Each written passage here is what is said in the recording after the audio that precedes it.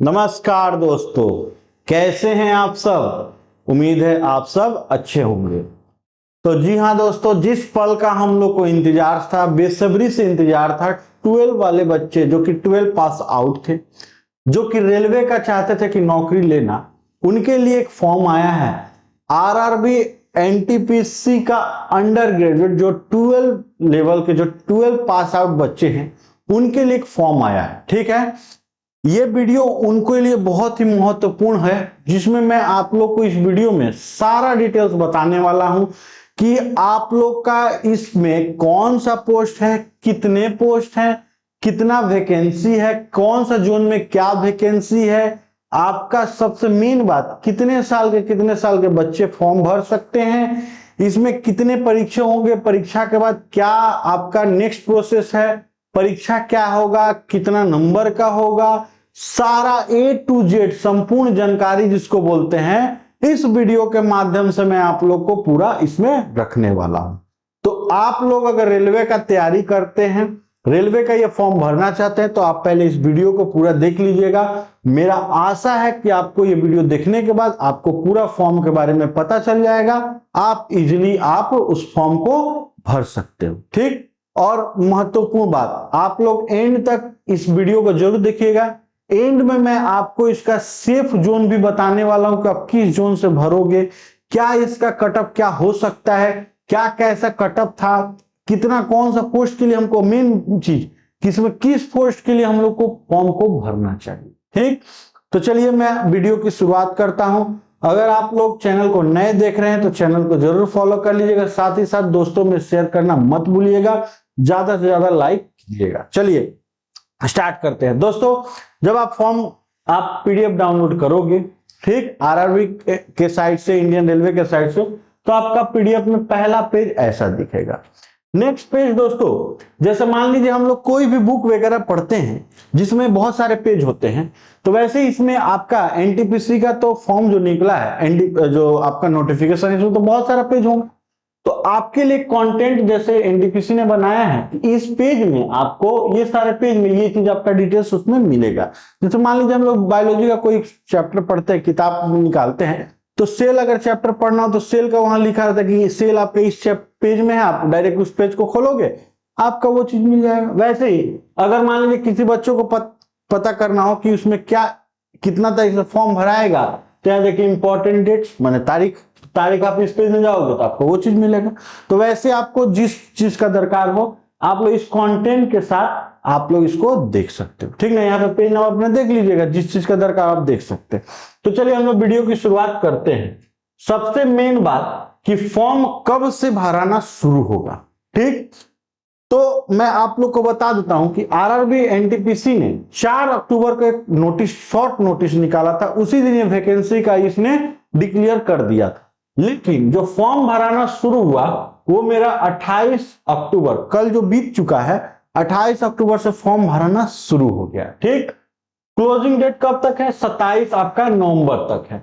तो आप लोग 27 नवंबर का कभी भी वेट मत कीजिएगा, आप लोग कोशिश कीजिएगा कि एक हफ्ता के बाद फॉर्म भर दो। ठीक, दूसरा बात, आपका जो पेमेंट लास्ट सबमिशन होगा 29/11 तक पेमेंट होगा। अब आते हैं, ये तो हो गया हमारा डेट के बारे में। अब यहाँ पे कौन कौन सा पोस्ट आरआरबी ने डिक्लेयर किया है। ठीक, हमारा टोटल 4 पोस्ट आरआरबी ने डिक्लेयर किया। पहला पोस्ट क्या है? कमर्शियल कम टिकट क्लर्क, दूसरा अकाउंट कम टिकट टाइपिस्ट, तीसरा जूनियर क्लर्क और चौथा ट्रेन क्लर्क।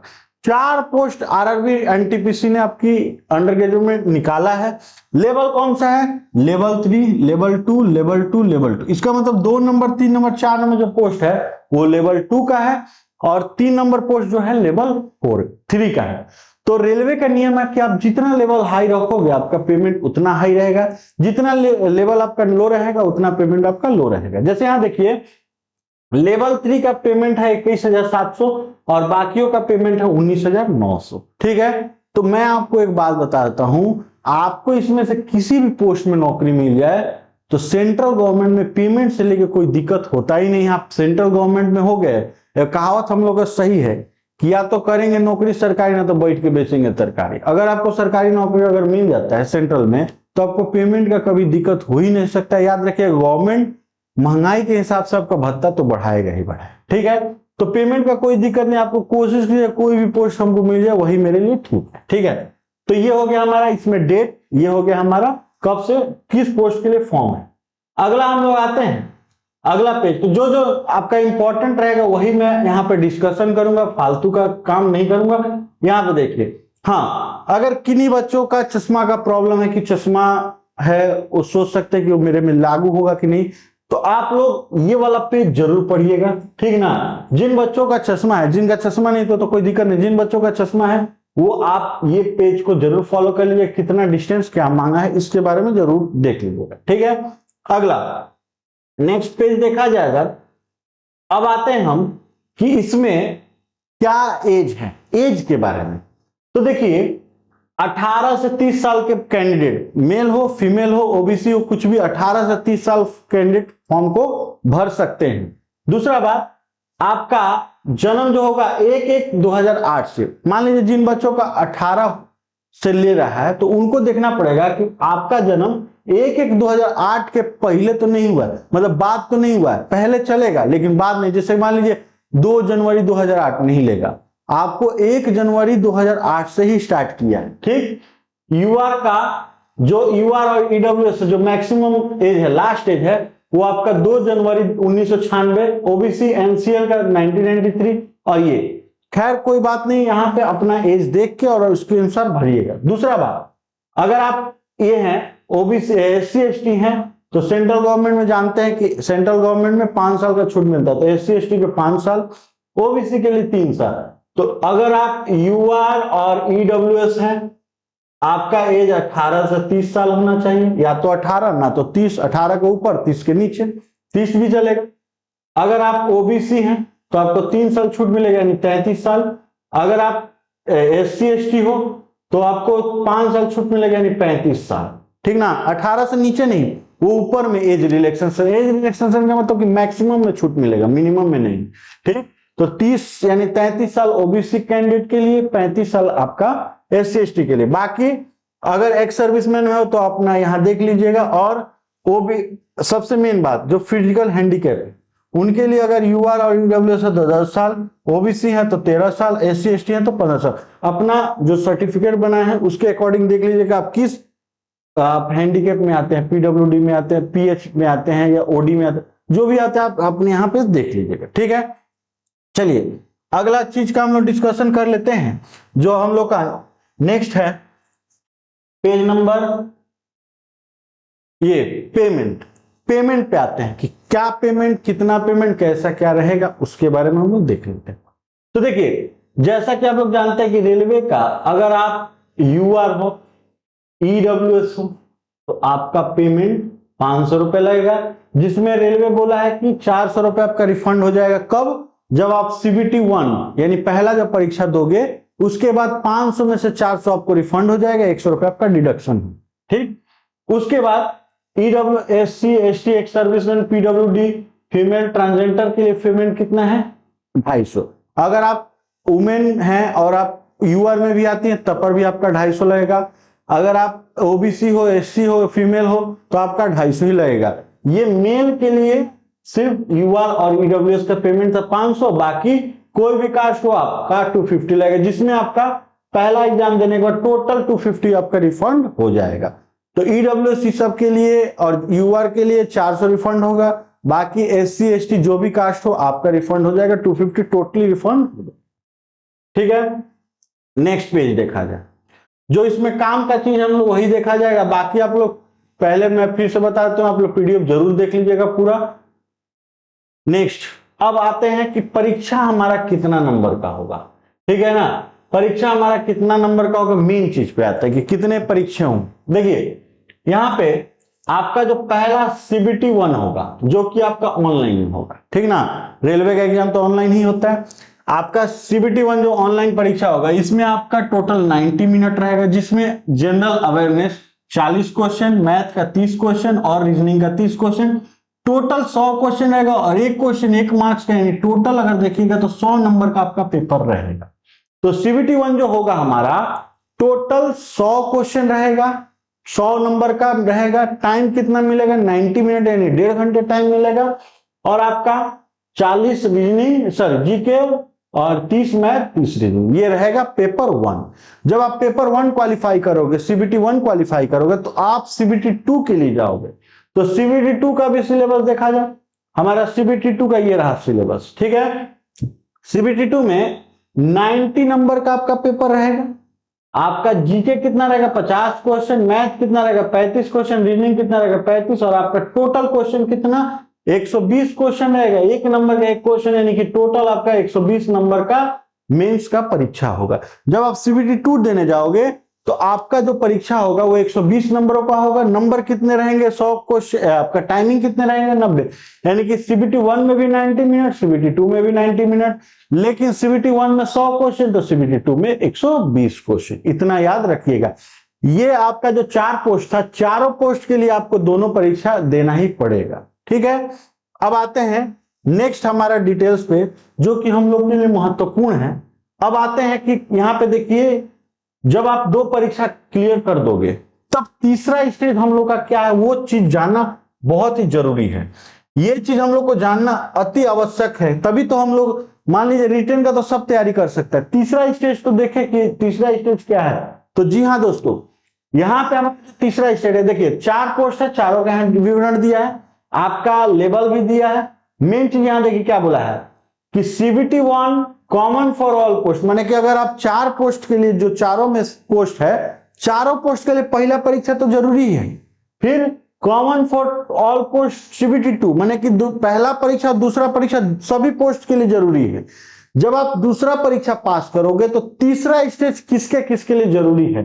थर्ड स्टेज आपका स्किल रिक्वायरमेंट, स्किल टेस्ट, जिसमें टाइपिंग वगैरह होगा, वो किसके लिए है?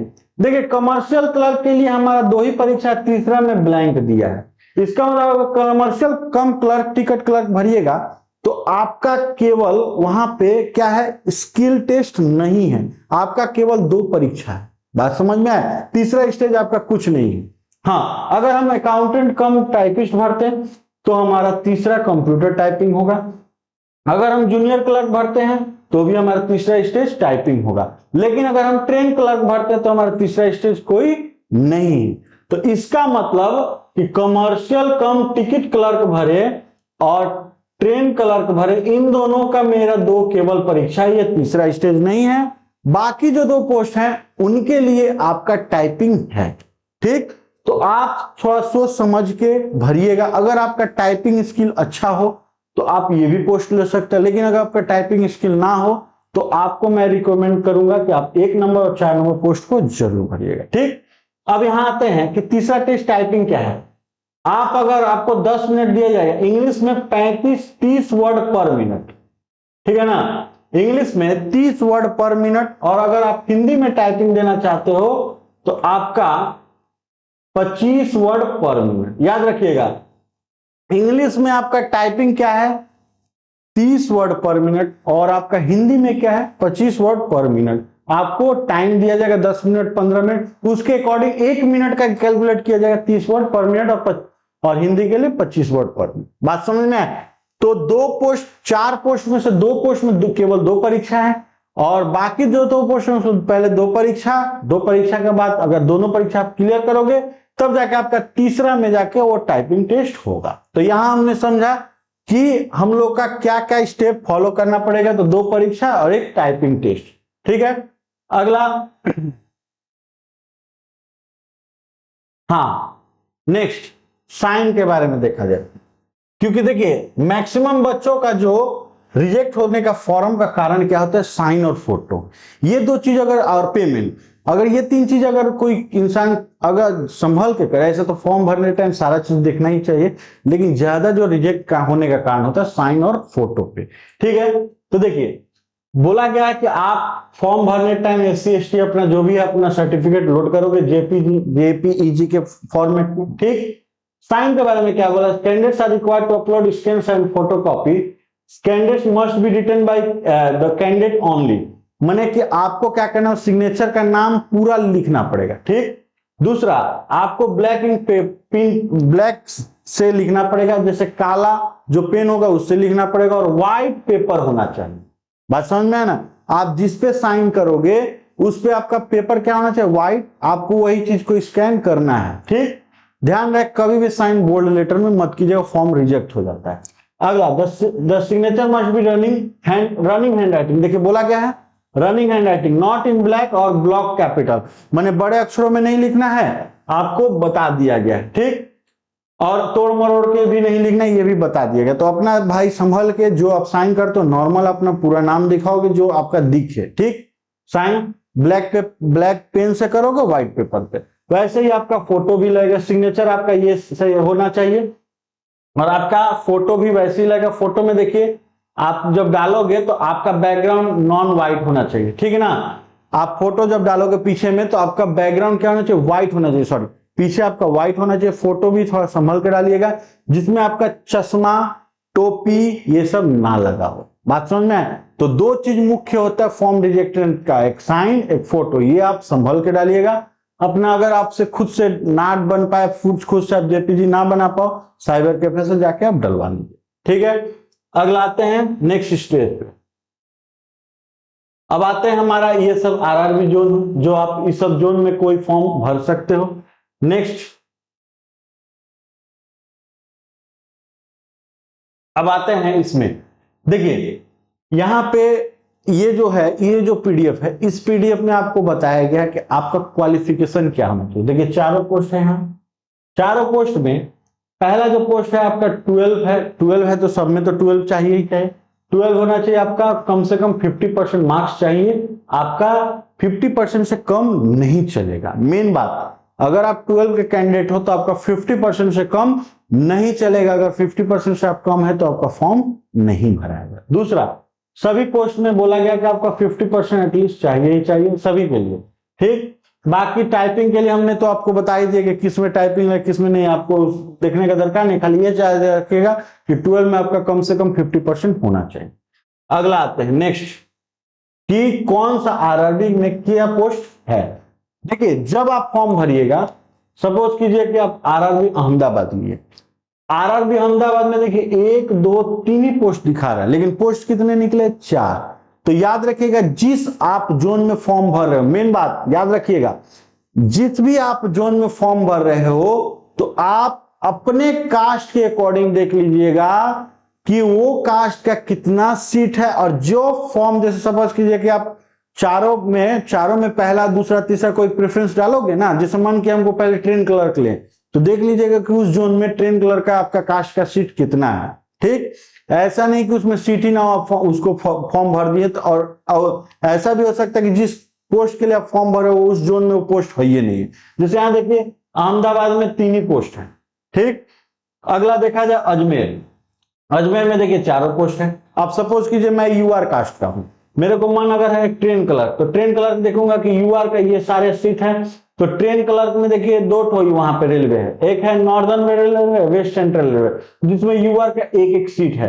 तो मैं आपको फिर से रिकमेंड कर रहा हूं कि आप जो भी जोन को फॉर्म भरोगे, जिस पोस्ट के लिए आपको अच्छा लगे कि मैं इस पोस्ट के लिए भरना चाहता हूं, तो आप अपने कास्ट के अकॉर्डिंग उस जोन में देख लीजिए सीट है कि नहीं है, कितना सीट है, तब उस जोन को आप चयन कीजिए। क्योंकि देखिए जब भी आप आरआरबी का आप रजिस्ट्रेशन करोगे, पहले ही आपसे जोन मांगेगा। अगर आप यहीं पे जोन नहीं देखोगे तो वहीं आप गलती कर दोगे, तो आपका जोन कभी चेंज नहीं होगा, वही जोन आपका रहेगा, ठीक। जैसे आरआरबी बेंगलोर में देखिए 3 ही पोस्ट के लिए, तो आप ये सारा अपना देख लीजिएगा, तभी देख के फॉर्म को भरिएगा। बात समझ में आए? सभी आरआरबी का मैं आपको बता देता हूं, आप स्क्रीनशॉट भी चाहो तो ले सकते हो, या आप जाके इंडियन रेलवे के वेबसाइट पे आप डाउनलोड कर सकते हैं। हमको पर्सनली आप हमको व्हाट्सअप कीजिएगा, टेलीग्राम पिंटू टीचिंग सेंटर हमको फॉलो कीजिएगा टेलीग्राम में, मैं टेलीग्राम में उसको डाल दूंगा, ठीक है ना। टेलीग्राम चैनल में पिंटू टीचिंग सेंटर फॉलो कीजिएगा, मैं उस टेलीग्राम में इसका पीडीएफ आपको नोट्स प्रोवाइड कर दूंगा।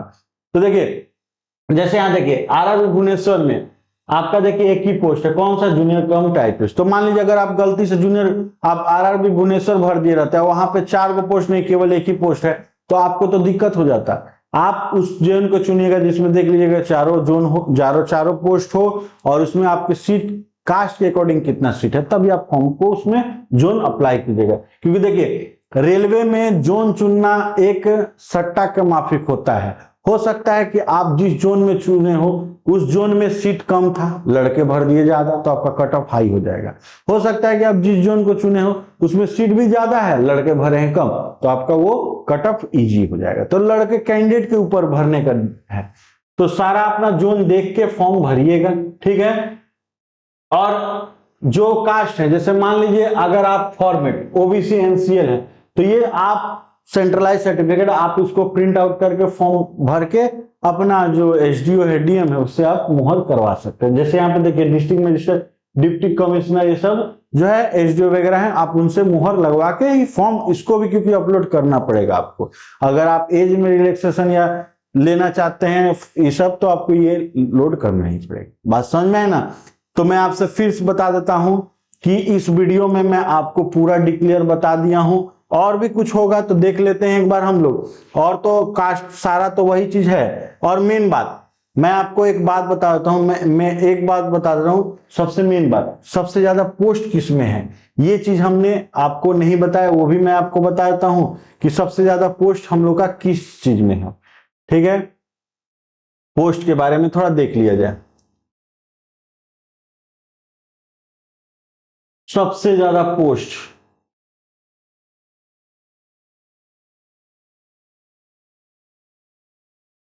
तो देखिए सबसे ज्यादा पोस्ट के बारे में मैं यहां पे भूल गया था, यहां देखिए ये रहा।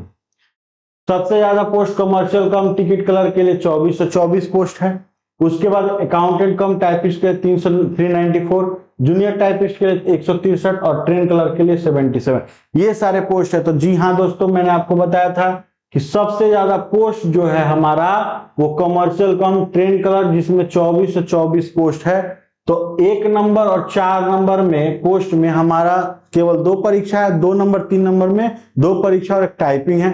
तो आप लोग सोच विचार के अपना जोन सारा देख के अपने कास्ट के अकॉर्डिंग किस पोस्ट के लिए है आप जरूर अप्लाई कीजिएगा। और मेन बात मैं आप लोगों को जाते जाते एक बहुत ही महत्वपूर्ण बता रहा हूं, अगर आप जिस जोन को चुन रहे हो, सपोज कीजिए जैसे भुवनेश्वर जोन था, भुवनेश्वर जोन में केवल एक ही पोस्ट है, तो आप क्या कीजिएगा, जिस भी जोन में भर रहे हो, अगर उस जोन में सीट 0 भी हो, तो अगर वो पोस्ट शो अप होगा कि जैसे मान लीजिए चारों पोस्ट हो, तो आप चारों को 1 2 3 4 ऐसे सीरियली करके जरूर वहां पे सेलेक्ट कर लीजिएगा। हो सकता है कि अभी आपका कास्ट के अकॉर्डिंग वहां पे पोस्ट में सीट ना हो, 0 सीट हो, लेकिन इन फ्यूचर अगर रेलवे अगर आपका उस पोस्ट में उस जोन में सीट बढ़ाता है, अगर आपको आपने उसको प्रेफरेंस में नहीं रखा था, तो आपका जो सेकंड पेपर जो होगा CBT2, अगर आपका मेरिट भी आएगा उस पेपर के अकॉर्डिंग, तो आपको सेलेक्ट नहीं किया जाएगा, ठीक है ना। तो अगर जब फॉर्म भरने के टाइम आपका चारों पोस्ट दिखाएगा, आप चारों को जरूर सेलेक्ट कीजिए, किसी को छोड़िएगा मत, ठीक है। तो वीडियो कैसा लगा कमेंट करके जरूर बताइएगा। कोई भी अगर डाउट हो तो आप हमसे जरूर पूछ सकते हैं। चलिए मिलते हैं एक नए वीडियो के साथ, एक नए उमंग के साथ। और मैं आपको जाते जाते एक बात बता दे रहा हूँ, RRB NTPC का अंडर ग्रेजुएट हो और ग्रेजुएट हो, सभी का मैं मैथ और रीजनिंग का वीडियो आप लोग के लिए फ्री ऑफ कॉस्ट लेके आऊंगा, आप लोग यूट्यूब में हमारा देख सकते हैं, ठीक है। चलिए मिलते हैं नए वीडियो के साथ। जय हिंद।